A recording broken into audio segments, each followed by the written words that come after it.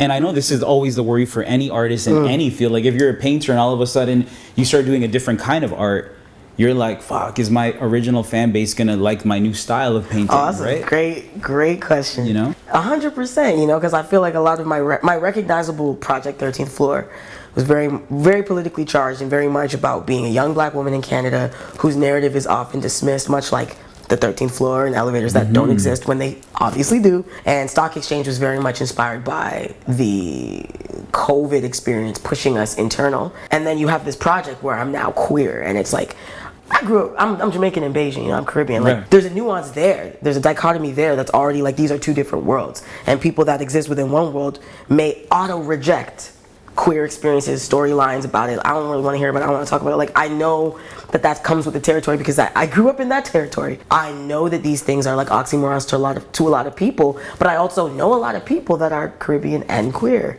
you know?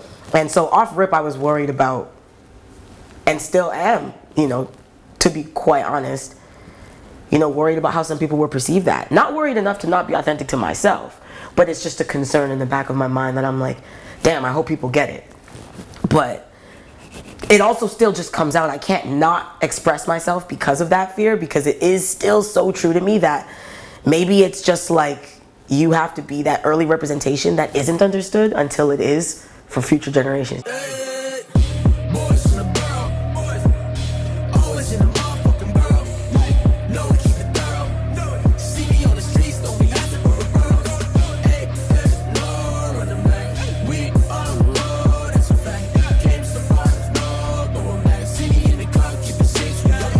Haviah!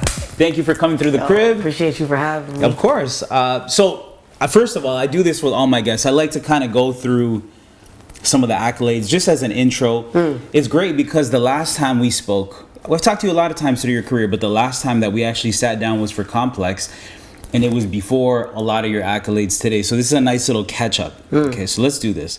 So as I mentioned, we talked, and the last time I talked to you, like officially as an interview, was 2020 for Complex. So that was a while ago. That was a long time. Since then, winner of the 2019 Polaris Music Prize for the album 13th Floor.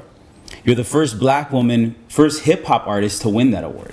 Your music video for 13 won the 2021 Prism Prize for Best Music Video of the Year. I feel like a lot of people forget that one, but that's also huge. I forgot that one low key. I was like, oh yeah, that's a huge award. Nominated for Best International Flow at the 2022 BET Awards. Only Canadian nominated that year, which was huge. First female artist in the history of the Junos to win Rap Album of the Year at the 2022 Juno Awards for Stock Exchange.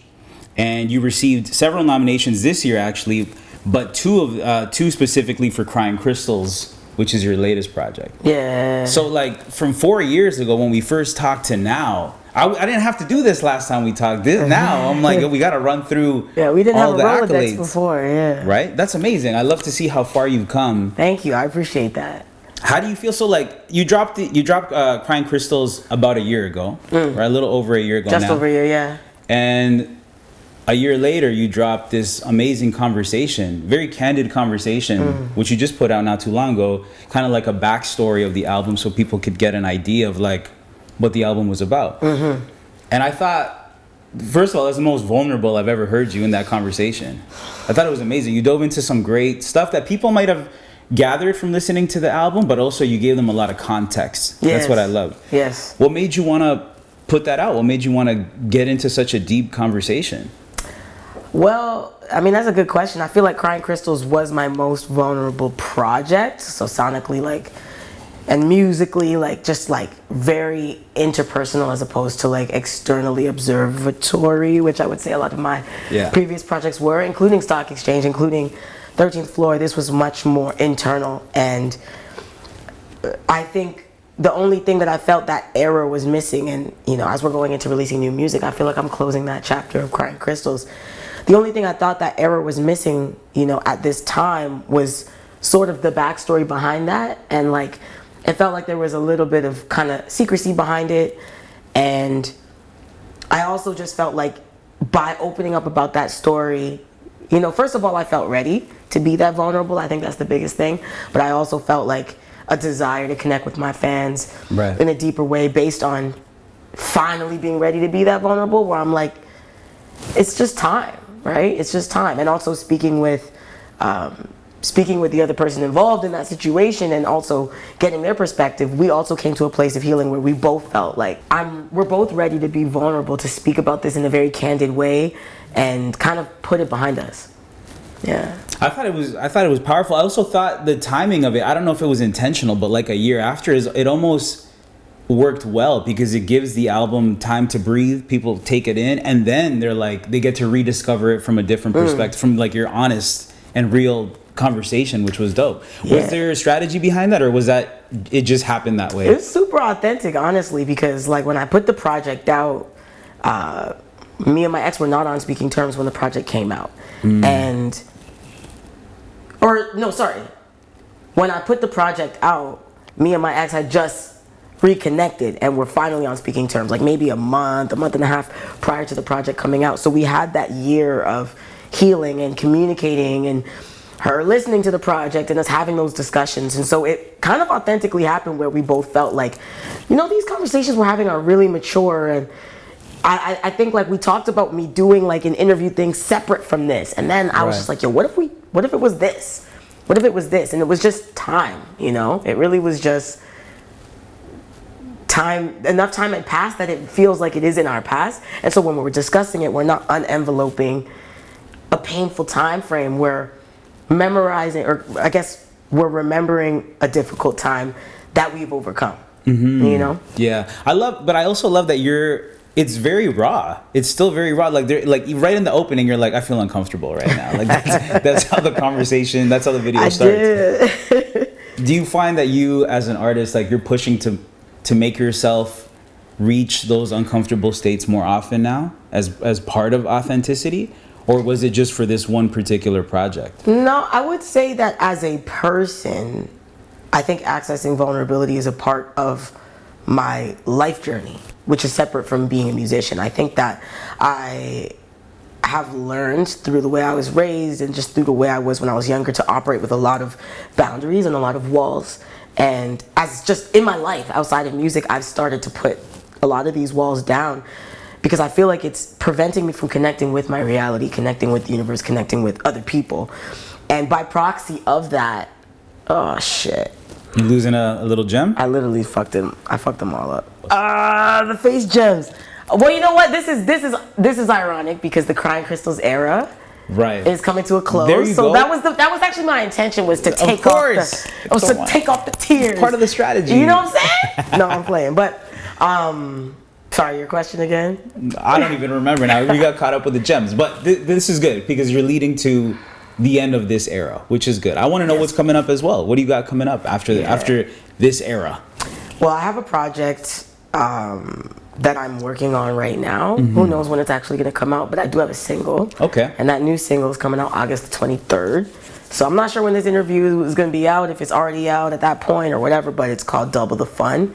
We're going to definitely maximize the fun with this drop. And, the sound is super crazy. It's definitely an involvement, and I'm in a new phase of my life, I'm very excited for people to hear this new joint. So Crying Crystals was the I would say, I guess maybe stepping into a more authentic you, realizing who you are, exploring pain and healing. Absolutely. Is that right? Exploring pain and healing in like a POV sense of like, I'm grateful, especially looking back now, that I've experienced that, because the thought processing that I'm able to access now is so much beyond that. Like, I definitely had to go through what felt like a more surface level pain. I mean, it's not. Relationships that end they can be very dark and very painful, but I feel like by being able to navigate something like that, it's allowed me to access a whole new avenue of feelings, emotions, depth, and, to be honest, spirituality. So I'm very excited, to be exploring that part of myself within, and then also sonically and externally. So are you exploring more of that on this new project that you're working on right now? Spirituality? Yes. Okay. Yes. What does that look like for you? I mean, even outside of music, what does your spiritual journey look like?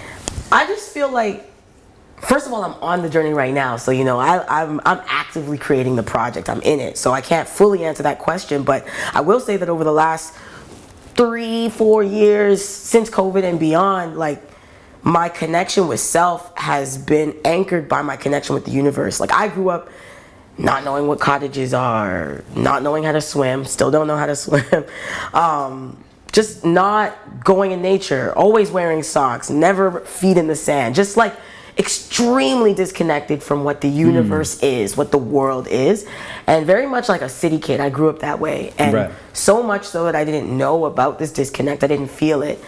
And I think, I just connected with some people, and also going through this breakup, it allowed me to kind of shift the way my day-to-day looked, and it allowed me to explore new things like travel and stuff like that, which led to this expansion. And that expansion kind of naturally led to an inner connectivity and an outer connectivity, which all of it just feels extremely spiritual. And then there's just, of course, what the project represented and the pain that I felt, and the way that I had to go within to heal also felt extremely spiritual. And so all of this happening at the same time, I think, became this journey that I'm on now. Right. I know you mentioned before we started rolling, you've moved out of the city. And I've seen like where you live. And I remember when you bought your crib, you posted on social media and stuff. And it was, first of all, it's a great accomplishment to be like a homeowner. But also you chose to move outside of the city. Yes. And it looks really peaceful where you are. It looks like you're around a lot of nature. Is that right? Yeah. Yeah, I'm far out, definitely around a lot of nature, definitely different than how I grew up. And I think that was in two ways, that was a big part of this shift within. Number one, just being around nature, close to a lake. Like I'm forcing myself, and now it's becoming a natural, but still it is a force, right? Because it's not second nature for me to meditate. It's not second nature for me to do yoga, but my environment definitely kind of encouraged me to do that. But also, there also must be something in the solitude, right? Like being away from the busy city. Literally, that's what I was gonna say. Like being alone for the first time in that way, and like I was alone, for a big chunk of creating Crying Crystals as well. Like right after kind of the falling out of that situation, while I was still on that journey, while I was still creating the project, I moved.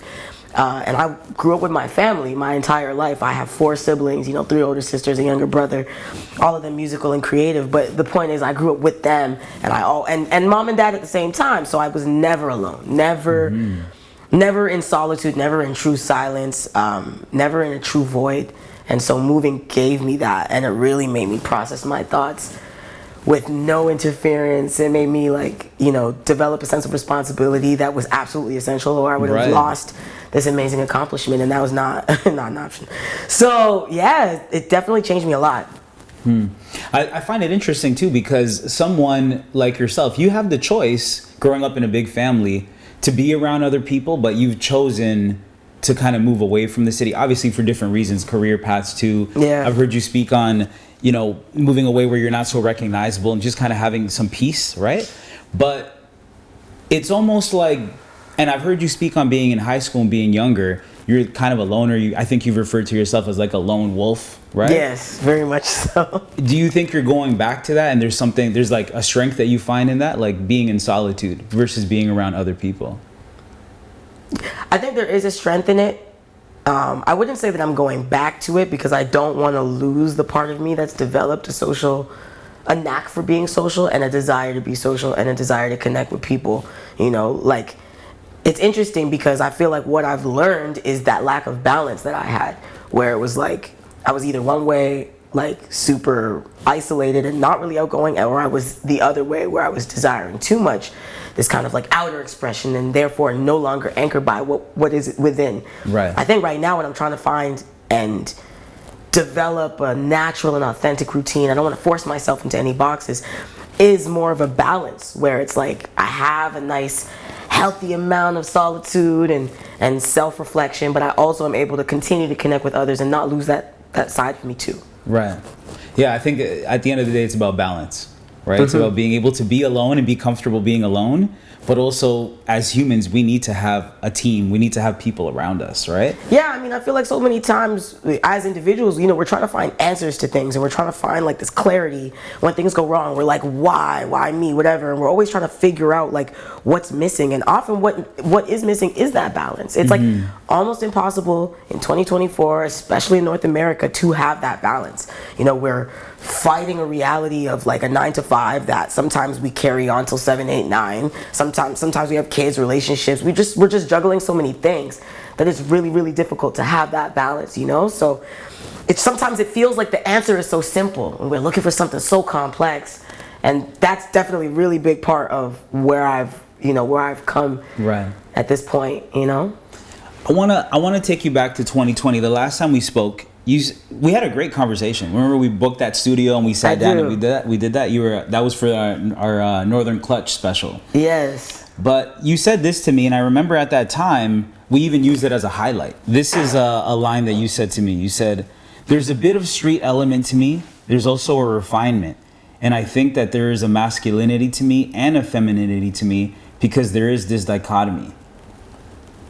And Interesting. I don't even think I was out yet when I said that. You weren't, and that's why in 2020, I feel like you were, like, and what you've done, I think, really interestingly through your career is you've always explored different avenues, whether it's politically charged or even more emotional, introspective. But I think at that time, remember when you said that, we were like, oh, this is a great soundbite, and we just used that as a quote, and it was like one of the headlines that we used, and it got a lot of traction because I think a lot of people that read that resonated with how you felt. Where there's a duality there, even in the style of music that you make. Sometimes it could be a little more hood, but sometimes you could also be a little bit more refined. And I think that I want you to speak on that. Me reading that back to you now, how do you feel about that now, 4 years later? I was more self-aware than I realized that I was, so I like that. You know, young Haviah spitting. Obviously, I had a sense of understanding of where I was going and what I was representing. But yeah, I mean, I think we are in an industry that unfortunately, the sales aspect of it or the industry aspect of it tries to put you in a sellable box, in a blueprintable box, something that's pre-existed you that makes sense to whoever is trying to sell it. And I think when we try to make something make sense, we don't appreciate nuance and duality and layers and complexities. We want it to, like, we know who it's packaged for, we know who the listeners are, we know what they look like, we know who the sound is for, and yeah, it's just, I've never fit in that box. I think I've always recognized that I'm taking up a myriad of spaces, which all of that together becomes my lane, right? But that lane is just, there is nuance within that, you know? And I think that one of my representations is that I am not going to conform to what makes sense in the industry. I haven't, you know, been like, you know what? Even I haven't come out. It's like, oh, I'm more masculine now, so my femininity, I'm gonna put that in a box. It's like, no, like that's actually something I think I was starting to do a little bit just by proxy of not knowing how to operate. I was like, well, now that, you know, I'm queer and, you know, I'm generally, I'm talking to women that are more feminine and I'm more masc. Obviously that means I have to be like a boy all the time, and I gotta like, and it's like, no, actually I don't. I could wear that crop top if I want. I could show skin if I want. I could, you know, get, you know, feminine piercings if I want. I love the ability to express myself in ways that nobody can kind of put it in a box. And it's not to try to, it's not for shock value. It's because I like it and it's me and that's authentic. And I think that people have continually felt that. Since 2020, you know, the last 4 years, I've just leaned further and further into these different sides of my expression. And I feel like it's just continued to work for me because it is so much me. It isn't, you know, I have a hard time being inauthentic. I'm not like one of those people that's good at that. So, you know, for me, it's just more effective to be myself. And I think that I was just like onto something in 2020 with that quote. That's I don't dope. Remember saying it, but I'm like, oh, it sounds like me. Yeah, I'll send you the clip. We have the video of it. Please right? do. I think do. Yeah, I'll send you the whole interview so you can watch it. We cut it down to like a 5 little minute segment, and it got tons of hits. Like everybody loved that. Okay, piece. wow, that'd be dope. I'd love to watch that again. But anyways, I wanted to bring that back up because I think fast forward, you really dove into that obviously on this last project, and you discovered who you are and who you want to be, right? Yeah. So, and I think at that time you were almost like investigating who you thought you could be at that time, but you've come like a long way since then. In 4 years, it's a short amount of time, but thanks. it's a big life change, right?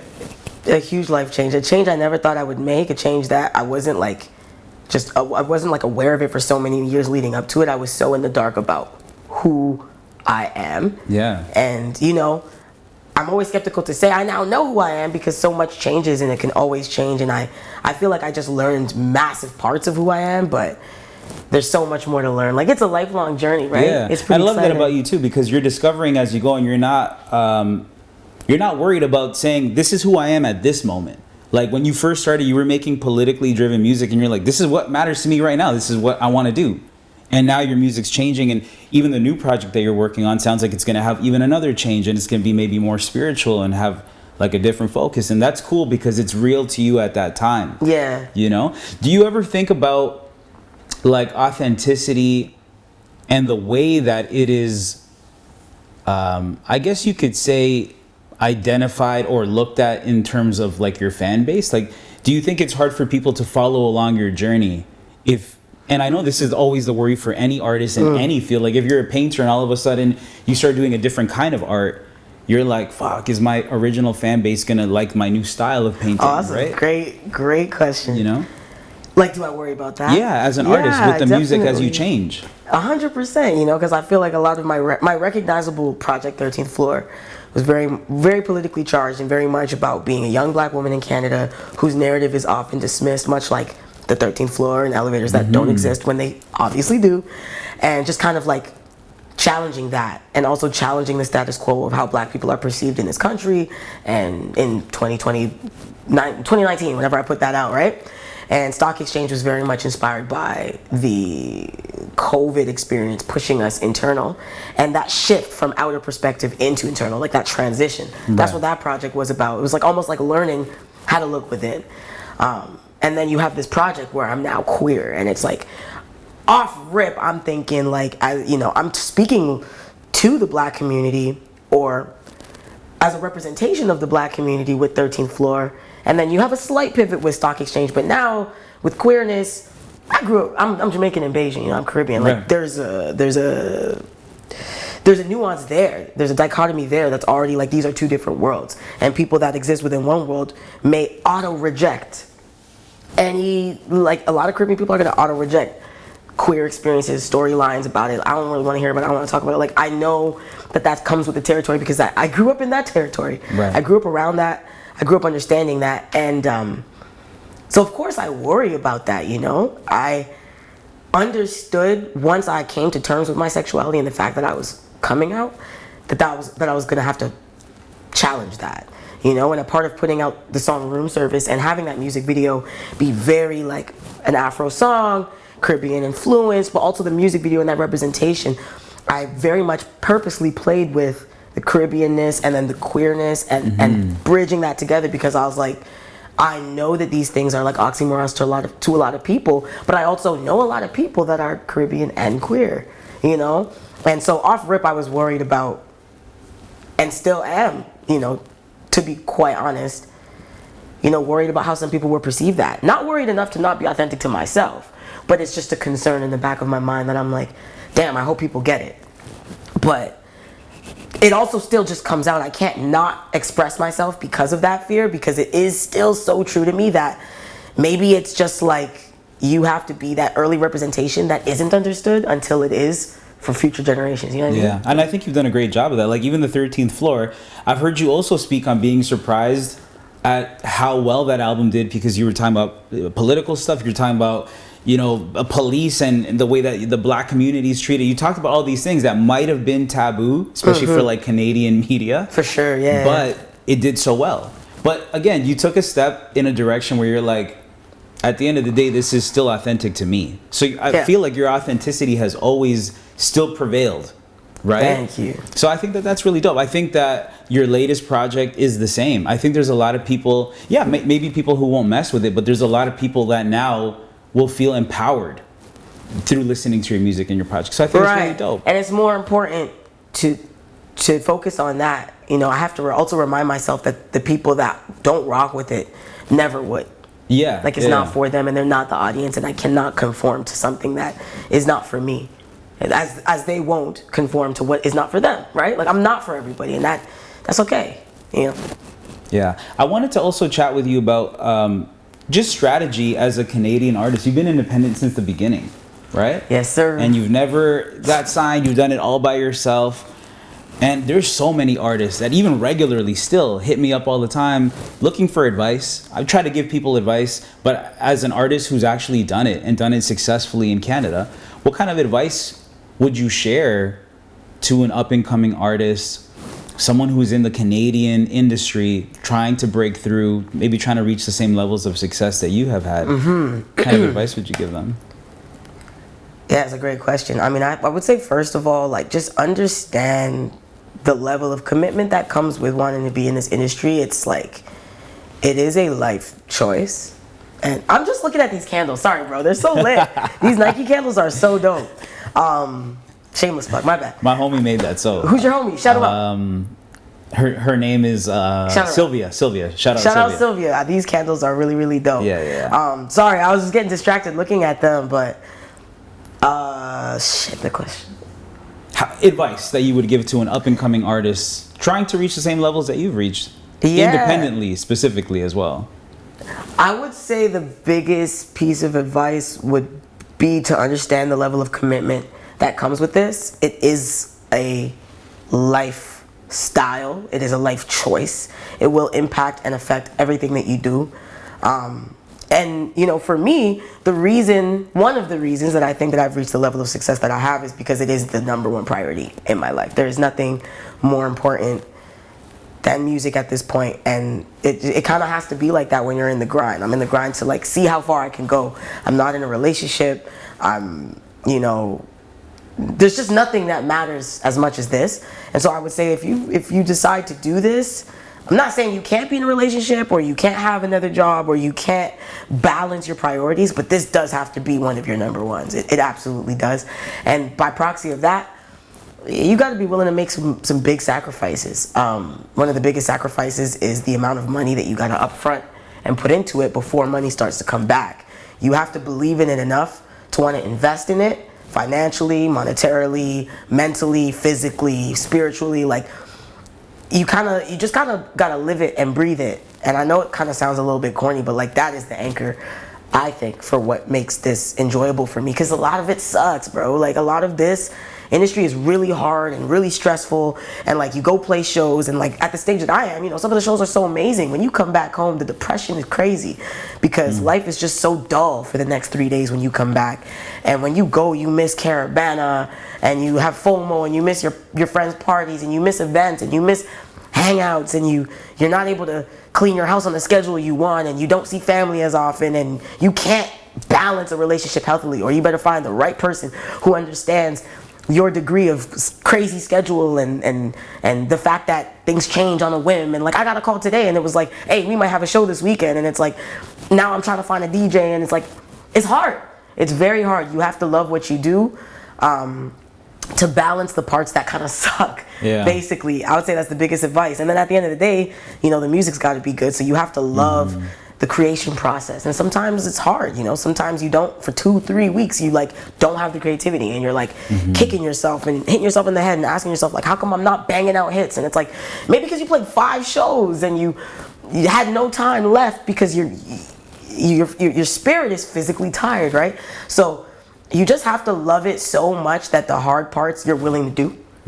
And then you got to do the hard parts so that the good parts, it's like planting seeds, right? You got to just be willing to plant those seeds so that they can grow someday. I think a lot of people romanticize what it is to be an artist. They just look at the beautiful part of creating, but there's like a whole other part, like the business side, the work ethic that comes with that territory as well, right? I think you've done a great job of navigating it. Is a major label something that you're ever interested in, or do you want to stay independent? I don't know. I mean, I think that the thing I'm most interested in is having control of my art and ensuring that I am the face of what the fans get.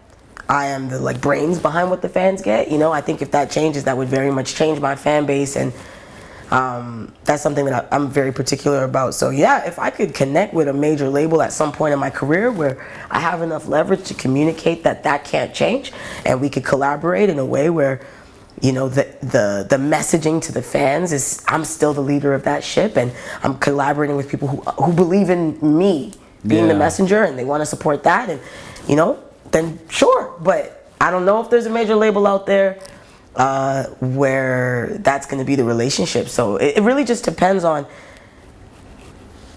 ensuring that the conformity doesn't change to a standard that like I'm not rocking with. But who knows what the future has in store, right? Yeah, I feel you. I think that's there's always a compromise with a label, and it could be a compromise that you're okay with, or something that is you're like, nah, I'm not willing to give that up, and that's what you have to look at. I remember asking Daniel Caesar. We had a conversation when he had first signed to like his major label. He was independent his whole career up until that time. And I asked him about the change, and he said, you know what, as an independent artist, it's great, right? Because you get to make all the calls. But the business side is also so heavy. He's like, I didn't want to deal with that, man. I just wanted to be able to create and have other people handle the business side, and I just show up and do what I want to do, right? So it's different for every artist. Do you find managing the business side that you have to as an independent artist, do you like that component of it? Like, do you get a kick out of doing that part of the business as well? A kick? I don't know if I'll call it a kick. I would say that I like that my personal touch is still there. Okay. Right? I feel like if I'm involved, anything I'm involved in always has a little bit of my personal touch, down to my captions, down to like my social media. Like I still run my own social media at times. For example, to be transparent, I was late today, right? I communicated in advance. I tried to do my best, but I was late today because I had to post about the Crying Crystals vinyl drop, right? And it's like I'm running the socials. I got to post it amongst a myriad of my platforms. And it's like, you know, that led to this and the interview I got after this, you know, being impacted negatively. Right. Do I like that? Absolutely not. You know, I very much respect what y'all do, and I don't want to ever interfere with that. But at the same time, having a social media marketing manager is money. That to me, the money's got to go to the music right now, because I'm an independent artist and we ain't rolling in the dough quite like that, you know what I mean? So I'm running my own socials. But at least that the post still does have my own little personal touch. I do worry about a time when I will be too busy to handle those little things, because I do still feel like those things are like more me than anyone could be. But who knows, maybe working with experts, maybe they could really like get that brand voice down. But I would say I don't love doing it. I more so just like that me doing it means that it feels like me. But more than anything, I think as long as I'm behind whoever is running these things, whoever is doing the business, whoever's green flagging certain decisions, as long as I'm behind that, I think I would be okay with other people being involved, because then we could do more, you know? Having team members and having just like different layers moving at the same time is always more powerful than like, you know, one person trying to do everything. And I definitely came from the DIY, like me doing everything. So I do understand the power of relinquishing control as well. And like sometimes it's like, it's okay that you didn't do the caption. You don't have to control everything. So it's a balance. I don't want to be controlling of my entire career. The music is where I really have to be. Like, I have to be behind it. Yeah. Right. I feel you. Yeah, I admire artists who are independent, because I know how much more goes into it. Even marketing, like aspects of marketing, so many things to consider as an independent artist, right? On that note, I definitely want to ask you about mental health and balancing all this stuff. I just did this mental health, I guess you could say it was like a workshop with Savannah Ray, Toby. There was a bunch of people there, right? Amazing. Some industry professionals. And we just sat down and talked about mental health and the importance of it.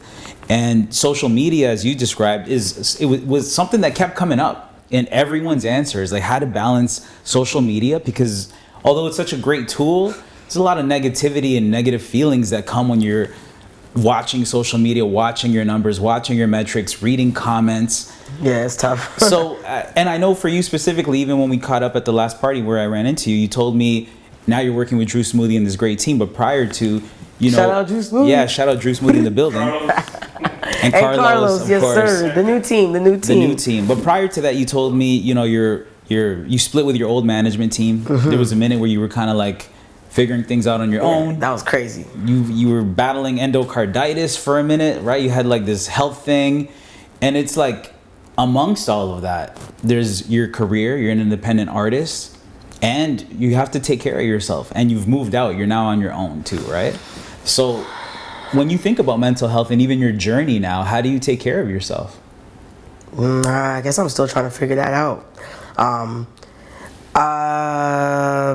I think the thing that helped me the most, because me and my previous management team split at the end of last year, like I'd say top of November, and I started working with a new team maybe top of February of this year, and that time frame was hard, man. That time frame was really tough, and I think that what helped me balance my mental health was I understood how critical that time frame was, that I couldn't make hasty decisions. I was really scared. I was like, I don't even know how my career is going to continue. But I also knew that being hasty was not going to solve these doubts and concerns that I had, and that I had to just chill and wait. And I also think that the previous relationship I was in, Crying Crystals, like I learned through that healing process, I had to wait to just get to the point where I felt like I was over it. I couldn't force myself to be over it. Even with the relationship, I couldn't force things to go into certain places. I had to wait for things to be what they would be. Right. And I think that also allowed me to wait when it came to management and my career and what was going to happen. I had to wait to figure out what it was going to be. And so even though that time frame was really tough and I was quite depressed and I was very low, seeing the results of that, it's technically only 3 months before I authentically connected with a new team that I'm really enjoying working with, and I'm very excited about what we got going on. And I think it's going to be better for my career overall, the change. But had I made hasty decisions, had I rushed, had I ran from the depressive feelings, I think I would be in a much worse position now, and I would have prolonged that low point. And so I think that has taught me that the ups and downs are part of the process, right? Like, it's going to happen again. At some point, something is going to bring me really low, and I'm going to have to go through it. And I think the biggest learning is to not make rash decisions through it, and to really genuinely listen to my core through that process, because the answers will come. The answers will be there. Right. Yeah. I know we got to wrap it soon because you got to head to another interview, but I want to ask you one question and then we'll jump into some rapid fire. But this one quote that you gave me, saying 2020, you said to me, "The portrayal of women in hip hop is often not representative of me." That was a big line that you gave me at the time. And I remember thinking, like, what is happening with women in hip hop at this time? And to be honest, not a lot has changed. From like the 90s and the 2000s to the 2010s, like not a lot has changed. So how do you feel about women in hip hop at the moment? And like, do you feel like you fit in? Are you carving out a different kind of lane? Is there other artists like you doing something that you think is more of a fit for what you as a woman are representative of? Or like I definitely think that I don't really fit into whatever the blueprint of being like a North American female rapper is. Are there other people that are carving out lanes that are different than that blueprint? Yeah, I definitely think so. Rhapsody, Chica, like there's some definitely some dope artists that I think are, a little bit left of center to what we know or what we see. Are they getting the full mainstream support like Doechii? Absolutely not. Like the support that they should be getting? No, because that blueprint I think is reserved for mainstream, which is like, we don't take risks on this item, like, But I also think earlier, like what I was saying earlier, that nonconformity is also a part of my brand, and it's a part of what actually works for me. And so maybe that means I'm not supposed to be a mainstream artist. Maybe that means I'm supposed to be more niche. I don't know what it means, but I definitely think that it's not what people necessarily expect. But I think that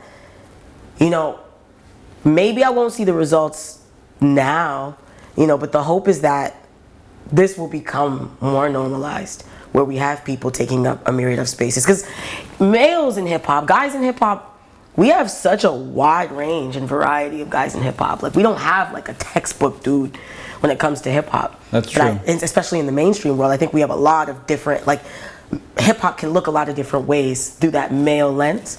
And with women, I think it's much more like put into a box, and it's much more narrowed what that can look like and the risks that the labels will take behind female rappers. So I'm hoping to see more of that expansion, and so maybe I won't see the full results. Maybe I won't get to reap the full benefit as an artist today. But you know, do you think that's just in hip hop, or is that across the board in almost all major industries? Like the growth, like let's say for instance basketball, right? The WNBA only, I would say, within the last couple of years is starting to gain traction. But there's been women playing basketball forever, like since the sport existed. Yeah. But only now is mainstream televised programming starting to take a look at, like, hey, should we start running women's basketball on our network? Should we start? But it took a long time, right? Way too long. And yeah, absolutely. I would say that like this narrative when it comes to like women not being able to take up space is concurrent in a lot of different industries and a lot of different avenues. Specifically in music, I would say that it's in other styles of music as well, but it's very pronounced in hip hop. Right. But I would definitely say that it spills out way beyond the music lens. And even the entertainment lens. Absolutely, it's in athleticism and beyond that too. Like I used to work in music retail. Right. And you know, I don't know what it's like now because I haven't been there for so long. I used to work along a McQuaid. I felt it heavily there, and that's just like retail, front-facing retail, right? So it's like I know that is something that is way beyond just music. I'm hoping that music can be one source of shift, even outside of music. You know. Dope. But I feel like you're at the forefront of that. You're making some, and like I said earlier today, like you've always been authentic to yourself, and that's always in the long run paid off because you're the one that's brave enough to do it. And that's how change is made. Change is always made by like the one person who's brave enough to like try to make a difference. Right? Well, I love that that's what's happening because I remember being like younger and learning like when I first started performing actively in the city and people like coming in and always saying like, man, you're good for a female rapper. Man, I wasn't expecting that, da-da-da-da. And like learning that I was doing something that was shifting perspective. I didn't know until people were kind of sharing these things with me. So I feel like it was a journey I fell into. I almost don't even feel the weight of what that shift is. Yeah. It just feels like I'm built to do this, like I'm meant to do this. You said something interesting right now, and it's something I definitely want to ask you. And I know we're tight for time, so I'm cramming this in. Yeah, but you said for a female rapper. When you think about that, when women get categorized separately as female rappers, what do you think about that? Just that in general. Do you think women should be categorized separately when they're female rappers, or should it just be hip hop? I feel like it should just be hip hop, but we are separated. You know, that's something I've always known. I've never not known it to be that way. So it's like I even see a distinction and a separation from myself and my male counterparts because I'm like, I know this is rare for y'all. I know this is like, oh, interesting. It's a girl. Like, you know what I mean? Like, I know that that's what it is. That's all I've ever known it to be. I am trying to be a representation of the change, but I even have to change my own scope, right? Because I grew up seeing and understanding that, like, even like I said, I'm playing these shows and I was like not realizing it when I was younger. I don't think I fully realized it in my youth. But once I hit 15, 16, 17, society made it clear, oh, you're doing something that we didn't expect. And in an interesting way for me, it was the thing that catapulted me above others was that expectation that I should be worse than I am. Mm-hmm. The fact that, as for a girl, she's crazy good spitter. Like, we don't expect most girls to spit like that. Like, that dichotomy, I learned really early in my career. Right. It's interesting because I know one of my favorite rappers of all time is Big Pun. Yeah. But it's also because he held the flag for all the Latin rappers, right? Yeah. Or just Latinos in general. So, remember he did this great interview where they asked him about being, the first Latin rapper that went platinum. And he said, I'm not a Latin rapper. I'm a rapper that happens to be Latin. I love that. Right? So I always think about those boundaries in hip hop. And I always love to ask women too, like your perspective on being labeled as a female rapper versus just a MC, like just a rapper. So I think what you're saying makes a lot of sense. It's like we have to retrain ourselves to like sometimes just erase limitations that don't really need to be there. It's just like you're just a spitter, you're just an MC. And it's tough, right? Because at the same time, it's like I'm being identified as the first female to win the Polaris or in the hip hop category of the Junos, right? It's like I'm also being recognized as the first female to do some of these things. So there is that nuance of like we want to break those boundaries down, but then you have to mention that it happened in order for people to facts, right? So even when I introed you earlier today, I was like first female to. It's true because it's part of the narrative, right? So it's like I want to like ignore it, But then sometimes I might hashtag female rappers so that it reaches Right. people that are trying to find that shift, right? So I agree with you 100%, but we're just in that transition. I Yeah. think we're in it. Yeah. I see Drew Smoothie tripping out over there. So look, Oh, shit, I'm gonna is ask he? you. Not tripping. What time is it? Quick. It's 47. Okay. Speed round questions. Let's try to make this super quick. All right, let's do it. So much talent's come out of Brampton. If you could make a super group with you and 3 other artists from Brampton, who's in this Okay. Brampton super group? So me, let's get Alessa Cara in there. Okay, she vocalist, fire. right? We got a Alessia vocalist. You know, once Tori serves his time Okay. and he does what he got to do, he could come out, you know, and we could hop in that because he's an incredible artist. And 3. Who's from Brampton, bro? I don't know, say. Oh, Say's from Brampton. Yeah. Okay, yeah, we could we get a second vocalist, and then since we got 2 vocalists, we need 2 rappers, so we'll bring Toby in, and then, right, he's Toby. from Brampton too. Yeah. I have to say this. So I asked Shad, if you can make a super group, who would be in it? He said you, Toby, and Chaos. Ooh. And I thought to myself, this would be a crazy. I feel like first group. of all, Shad putting me up that high is really admirable. Wow, that's crazy. But I think you guys should make at least a track. Like that would be a fire I might have collab. to text him today. Like, hey, listen. We'll make it happen. We'll make it happen. We'll make it happen with this clip. I love all of those artists, man. I got Toby in here, told him the same thing. He's like, yo, we got to make something happen. Okay. He reminded me, you guys already closely enough did the 24 remix. We did that. He was on my previous project as well. Yeah. So, on my own So, tonight. but throwing chaos in the mix. I just met him, I think last summer in Vancouver. That was nice to see him in person. But now I'm like, hey, bro, now I have to Now we'll make it follow happen. up. Yeah. I'm in this. I'm part of this. Exactly. We're gonna make it happen. Yeah. I gotta ask you about Tory Lanez really quick because you mentioned Tory Lanez. How are you feeling about his whole case? And he's making music from jail, putting shit out. I feel like he has a very dedicated fan base, and then there's a lot of people who are anti-women's violence and are not fucking with Tory anymore. Yeah, I mean, it's definitely anti-women's violence all day. I know that he was convicted. And this is why I was very clear on the, like, you need to serve your time and go through whatever that punishment is. I don't think that you should necessarily, depending on the nature of the crime, be barred from doing what you love that also may impact and save other people for a lifetime.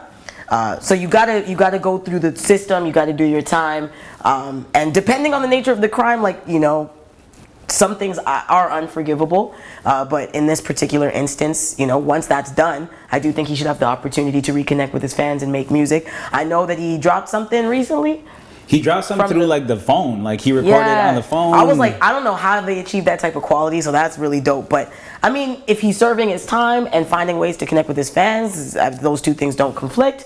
You know, I think that it's dope that he's doing that. But yeah, he's got to do what he's got to do, and I think that it's important for people to see that punishment be lived out based on the nature of the crime. You know, like you can't do stuff like that, right? Yeah. But should he never ever be able to make music again? I don't necessarily think that's the case in this case. But I'm also not a judge, and I'm also like not privy to the full details, and I wasn't following the case entirely, and so I don't want to be a spokesperson at all for Tory Lanez. For sure. You know what I'm saying? Are you able though to separate the artist from the art? Depending I know on lots the of crime. people. Depending on what you've done. Depending on what you've done. Some things, yes, I do think that mistakes can happen. I think you can grow. I think you can change. But some things, I might condemn you forever. I don't know. We don't have to get into what those things specifically are right now. Case by case. But there's some things that, like, maybe the law will forgive you, but I won't. Some things. I feel you. It's gotta be the heavy stuff, you know. Last question. Yeah. I see Drew Smoothie standing up. I know you're vegetarian and gluten free, right? Where is the best restaurant in the city that accommodates your eating style that you enjoy the most? I like Vital. They got some good food. But you don't sound that excited though. Is that your pick? No, yeah. Okay, no, that's a okay. pick. I mean, I'm just not in the city so much because, you know, I live in the boonies. Okay. Right? Well, give me a Vital. boonies choice. What's out by you?